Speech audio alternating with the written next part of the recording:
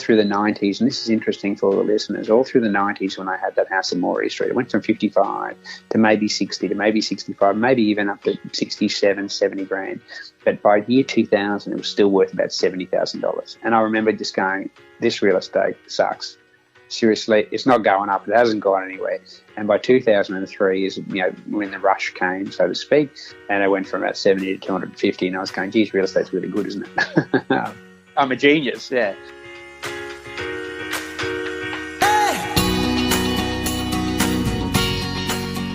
This is Property Investory, where we talk to successful property investors to find out more about their stories, mindset, and strategies.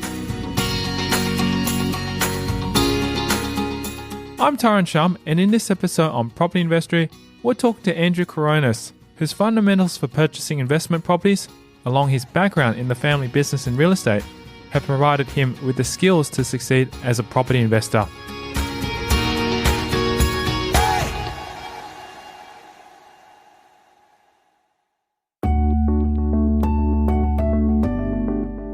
In any given day, Coronis manages and runs his family real estate business, the Coronis Group. So I'm the managing director of the Coronis Group, which is a southeast Queensland-based property group. My role here is to uphold the cultural values of the business, is to make sure that there's accountability when it comes to production, and to vision where we're going this year, next year, and for the next 4 or 5 years on a plan, and make sure that my vision is being driven by the leaders of the business. Coronis says he was more interested being on the sporting field rather than studying in the classroom that led him into real estate.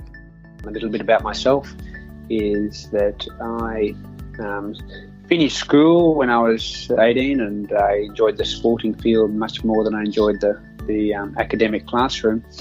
And I joined my father's very small little real estate office at Stafford in the north side of Brisbane, of which I became a salesperson. It was a very modest real estate agency at that point, just specialising in a couple of sales a month, and we managed, I think, 40 properties. I have to get my numbers right. Fast forward to now, we've got 23 locations. I grew from 18 as a salesperson in the business until about 2000, where I took the business over, and my father was, I think, smart enough and willing enough and to give me the keys to the office that we'd grown to one office at Stafford, which was reasonably good and powerful agency, managing in 2002 it was, managing about 340 properties and a sales team of 6, doing about 30 sales a month.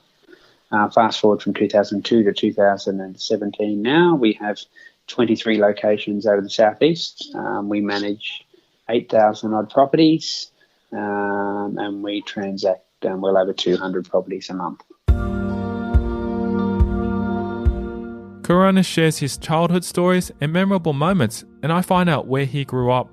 A modest house, north side of Brisbane, in a place called Stafford Heights. Two elder siblings and myself, both sisters. And funnily enough, all three of us have gone into businesses of our own, so to speak. One runs a successful landscaping business, one has a manufacturing business in Melbourne, and I've taken the real estate business and grown that. So maybe it's come from the fact that of Greek immigrants and descent, that my great-grandparents came over here, or actually grandparents came over here from Greece at a very young age, had to make it work, and maybe that entrepreneurial spirit has come through our family line. I went to St Paul's School of Bald Hills, it was a good school, all-boys school, Anglican school. And look, one thing that school taught me is about mateship. I love school for that. I've still got a close group of friends. There'd be 15 or 20 of us that get together every year. People fly in from all over the world, and we're fairly close mates, which is great.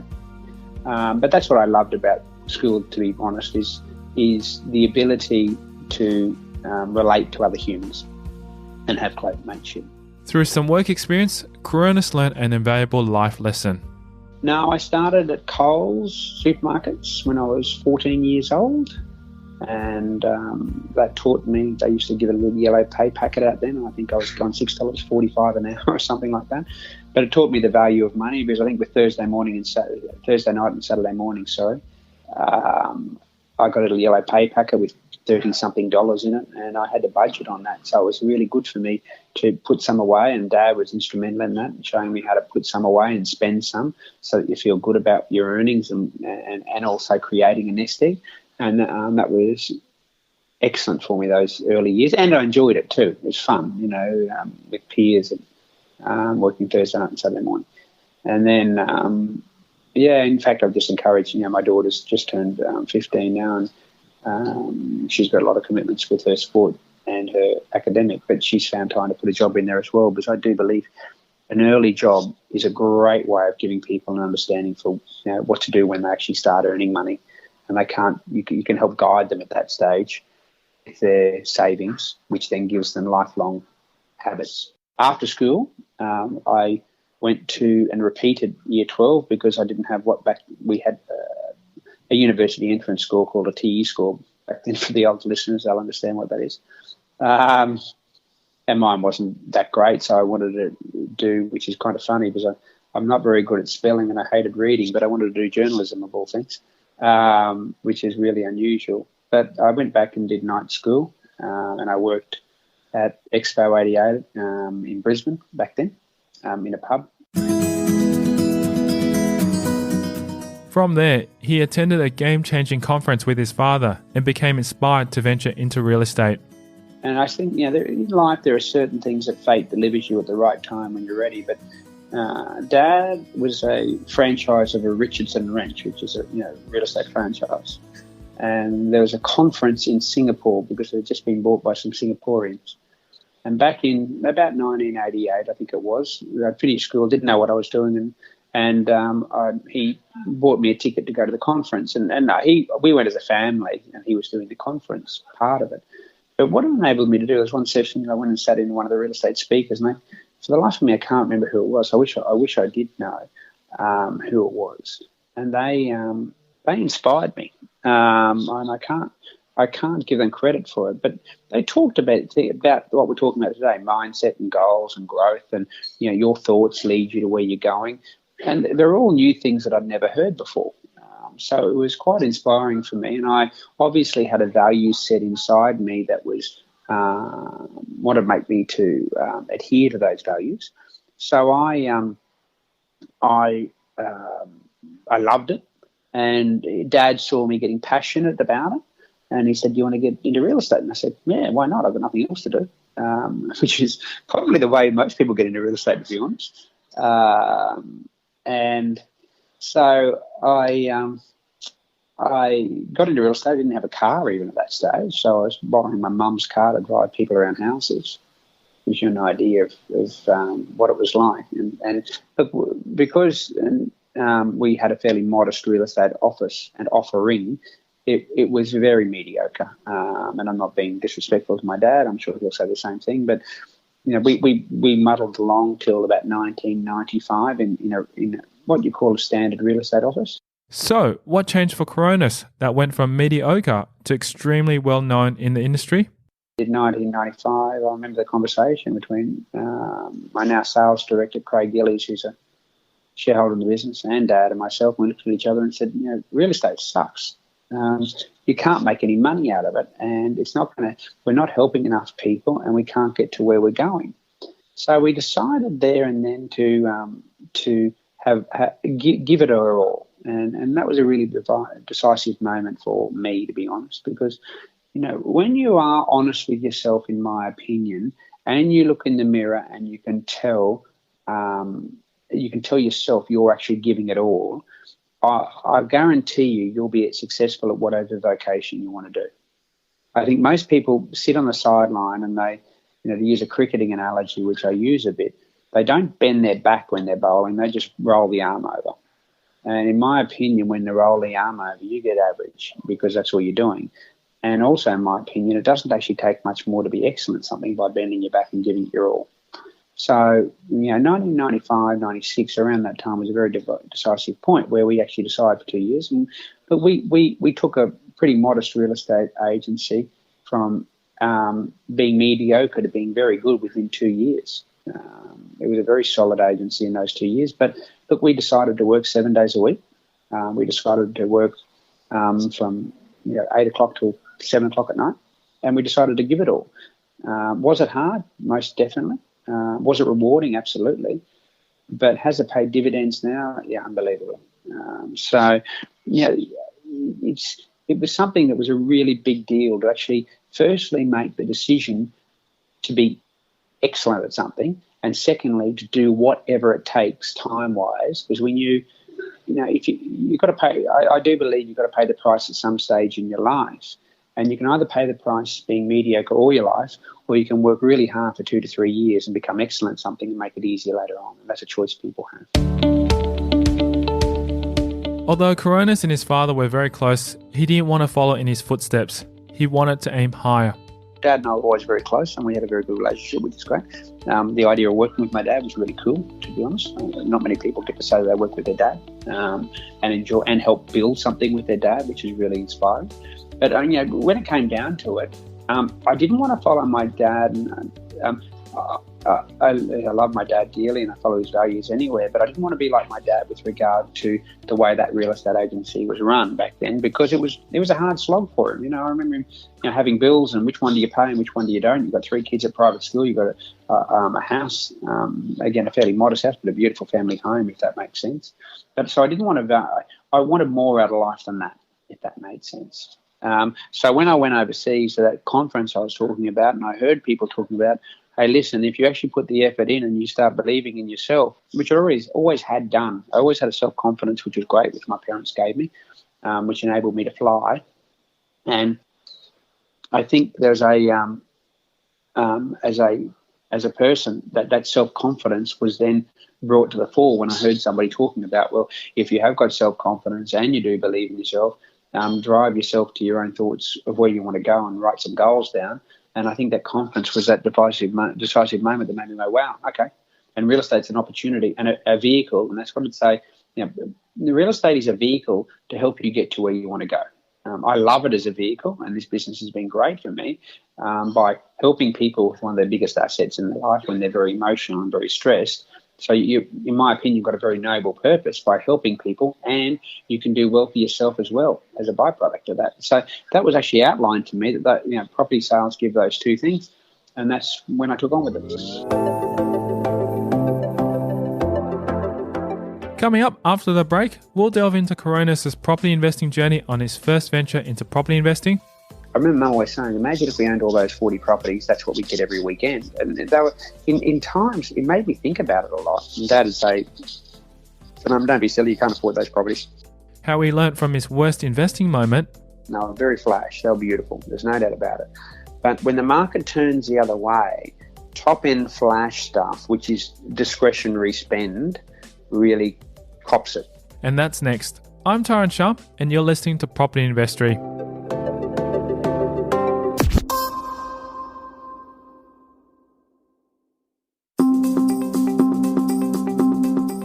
Western Australia is tipped to be the next property hotspot.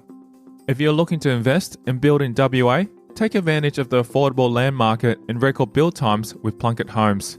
Visit propertyinvestory.com/build to find out why they're WA's most established home builder. With over 150 years of experience, Plunket Homes helps you develop turnkey homes across WA. To get your fixed price demolition or site works and to maximise profits and minimise time, visit propertyinvestory.com/build. And now back to the show.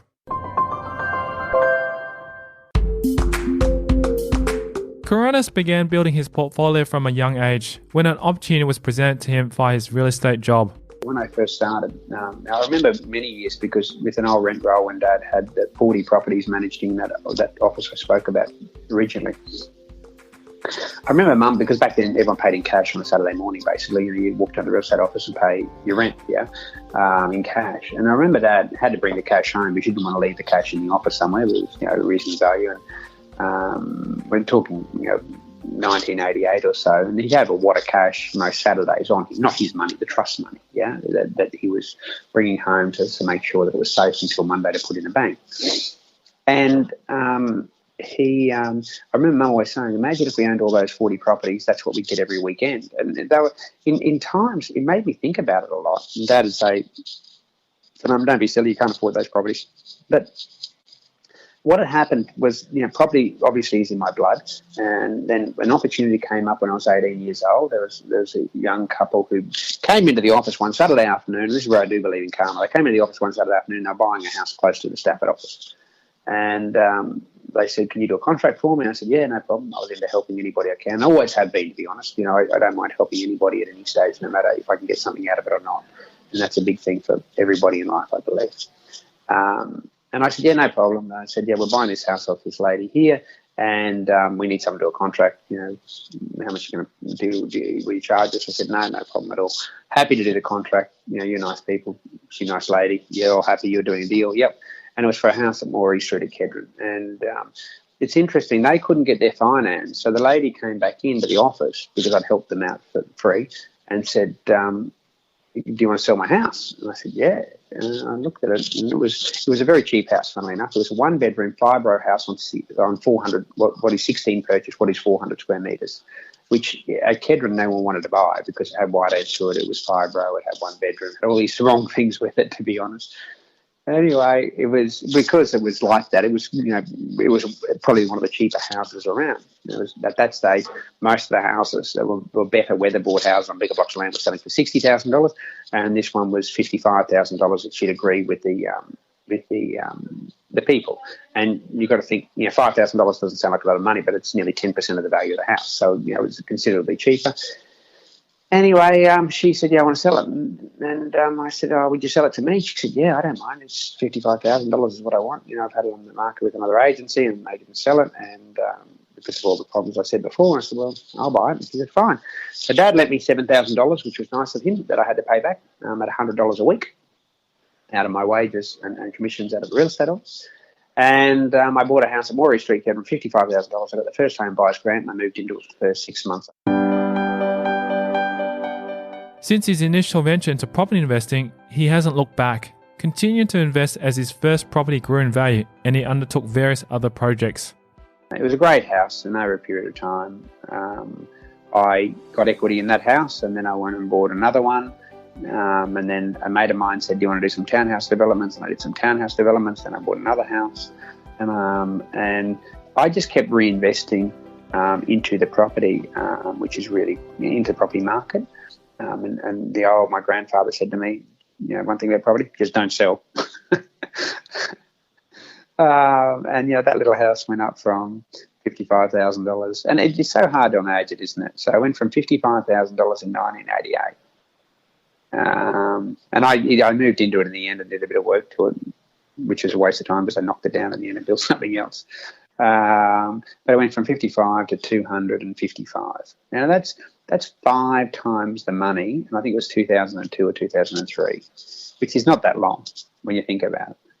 And it's hard for people to get their heads around how values can climb. I mean, Sydney and Melbourne markets have been doing well. Brisbane's been fairly flat and it's had a little bit of growth in the last 8 to 10 years, but not much at all. We're probably back to where we were, just a little bit above, which I think. Here's my plug for Brisbane. I think it's in southeast Queensland. It's ready to go. It's got incredible affordability. It hasn't had any growth for 8 to 10 years, and markets don't sit dormant for that long. I remember all through the 90s, and this is interesting for all the listeners, all through the 90s when I had that house in Morey Street, it went from 55 to maybe 60 to maybe 65, maybe even up to 67, 70 grand. But by year 2000, it was still worth about $70,000. And I remember just going, this real estate sucks. Seriously, it's not going up. It hasn't gone anywhere. And by 2003 is when the rush came, so to speak, and it went from about 70 to 250. And I was going, geez, real estate's really good, isn't it? I'm a genius, yeah. From this, Coronis has learned to trust that the property will increase in value over time and how to avoid issues in this way. The lesson to be learned there is just don't sell. Just have faith in the fact that it will go up. If something's at 500, it will be worth $1 million at some stage. Now, when that some stage is, nobody's good enough for picking, but it will be worth that much money. And if it's $1 million, it'll be worth $2 million at some stage. The only reason people, I believe, get into problems with property is they gear themselves too highly. And if interest rates go up or they lose their job, they have to sell. If you don't have to crystallise and you hang on, you will make money out of property. That's what's happened over history. Yeah. So, yeah, bought houses, did some townhouse developments, got heavily involved in growing the business from 2000 onwards. So I stopped doing that because I just need to focus on one thing. And now generally I've got commercial properties. And look, the other thing too, a lot of those houses that I bought, I got into partnerships with people. I enjoy partnerships. I think they're fun. I've never had any problems with partners. I always put my heart and soul into it, and I've always picked the right partners who are prepared to do the same thing. And for young people trying to get into the market, I just did a first homeowners night we've got 330 people that work with us here, and young people are trying to get into the market. I worked out that you can buy a house in Brisbane at the moment. So north side Brisbane, a good suburb, which is called West Chermside, is about 10 kilometres north of the town, near a big Westfield, near a big hospital, great infrastructure, good area. And you can buy that in Brisbane now. There was just one sold for about $530,000 on 600 square metres. And I worked out for the young guys here that currently on a 97% lend, which you can get, with a locked-in interest rate at 3.99%, which was from ME Bank. I don't know if that's still the case. This is 2 or 3 weeks ago we had this talk. It'll be somewhere around that figure. If you put $7,500 in with a partner each, it's going to cost about $300 and something a week to start paying that house off. And I just go, the affordability in Brisbane is unbelievable at the moment. Unbelievable at the moment. So they're the type of things, and a lot of people say, I can't afford it. Well, you've got, as I said to everybody, it's not my responsibility, your parents' responsibility to find a way. It's your responsibility to find a way and get into the property market because you're going to see growth in it. So that's the other thing. I did a lot with partners because it makes it easier. There was a time when the market took a turn for the worst, and Coronis discovered an important lesson. A very wise man said to me, if you build or you buy for the mass market, you'll always do well. And if you build and buy for the top end of the market, you can often burn your dough. And I learned a really good lesson, and I built some townhouses with my brother-in-law at Noosa, which is a top-end market, and they were very flash. They were beautiful. There's no doubt about it. But when the market turns the other way, top-end flash stuff, which is discretionary spend, really cops it. So I learned a really good lesson. If you're building townhouses and you're building units, you've got to pick your market and your timing well, or you've got to build something that it becomes a housing stock rather than a holiday house stock, if that makes sense. When GFC came, Noosa took an absolute dive, like most discretionary spend markets, and we dusted a lot of money on that project. And it taught me a really valuable lesson to stay to my truths, which is if you build for the mass market, generally someone's going to live in it at some stage, because houses is something that we all live in, no matter what.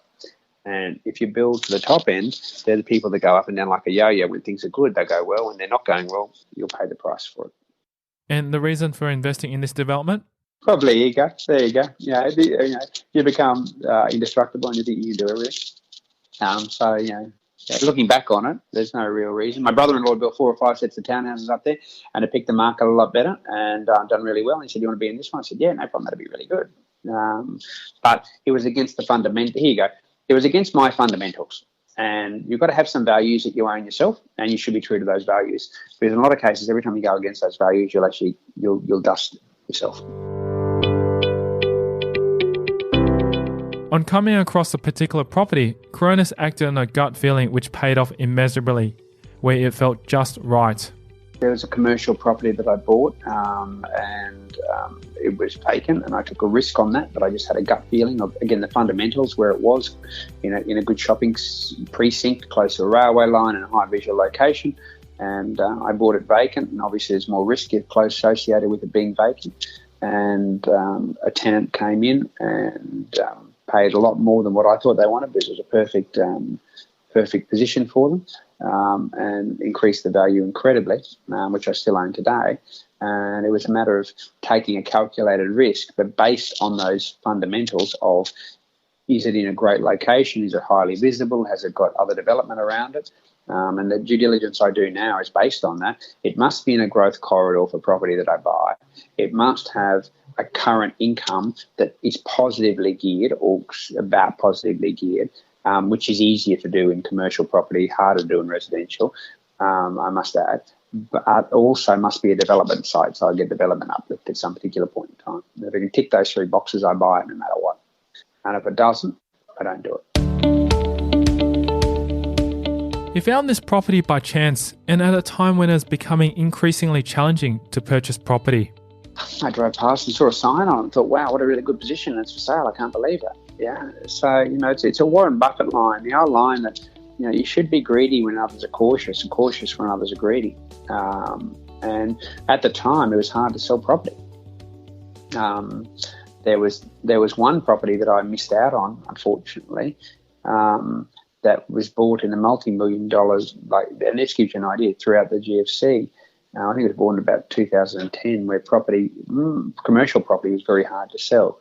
And if you had cash or the ability to borrow money, then you did very, very well. And there was a guy who bought in 2010 when nobody else wanted a certain asset, and he bought it well, and I couldn't get the figure he bought it for, but he bought it for about $6 million and sold it for 24 5 years later because the market has changed. So, that is a real story in Brisbane property prices. And good luck to him. He had the ability and took the risk at the time that, the fundamentals were this is a property that was being offered at $8 to $10 million before.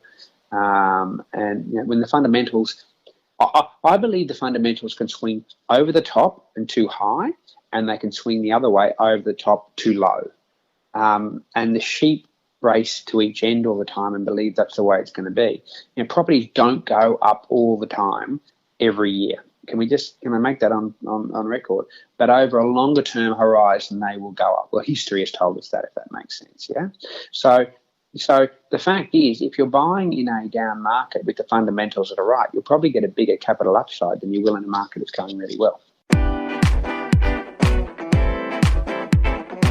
So, inspired by Coronis' property investing journey, we'll continue the conversation with him in a future episode on property investory. We'll discuss the strategy behind his success. My style is buying and holding and waiting for the capital appreciation and then borrowing on those properties again and using the equity to go and do it again. The personal habits which have contributed to his property investing journey. I look at life like a customer, and I try to make sure that I can make it as simple as possible to do business with us. And that's next time in a future episode of Property Investory. Also, if you haven't subscribed to receive your free property case studies that I only send out exclusively via email, you can text me your email address to 04 99 88 10 40 to subscribe. These real case studies are from experienced property investors where they share specific numbers of their portfolio, the strategies, and much more. Simply text me your email address to 04 99 88 10 40 to get your free case studies. Thanks for listening.